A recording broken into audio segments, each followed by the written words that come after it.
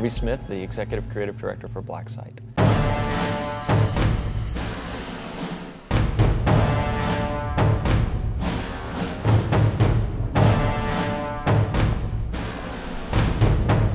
First-person shooter is in some ways, you know, a moving camera going through the world. Yeah, so one of the things that's important for the game is environments. It's obviously a shooting gallery that moves.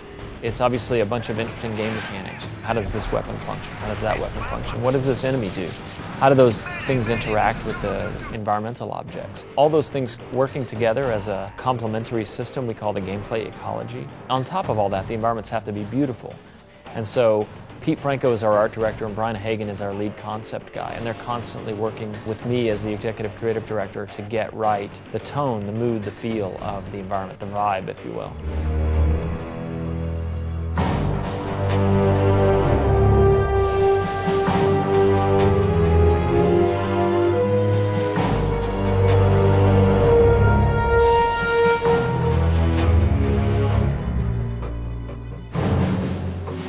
You know, one part horror, one part very familiar, one part alien, one part grounded real world. Like, what if I was moving through a small town with guns trying to protect the people who live there?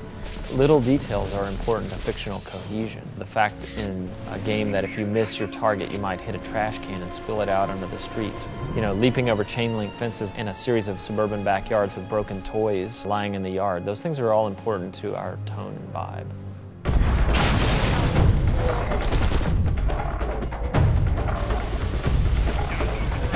One of the things we're really trying to do is leverage the interesting work that the Stranglehold team has done with destructible environments. We are really going after the massive destructibility as a feature. We want the player to be able to shoot up the concrete and expose the rebarb under it and pillars. We want the player to be able to splinter wood and do all the things in a modern shooter that feel good. That's just a way to enforce the reality that the player has influence over the environment. Players love that. You can't go wrong with letting the player destroy things. One of the things that's important to us about the environments is the time of day and the weather. Why is it raining in the desert? What's going on? You know, how is weird weather on our minds right now? Is the planet turning against us? A fear that a lot of people have.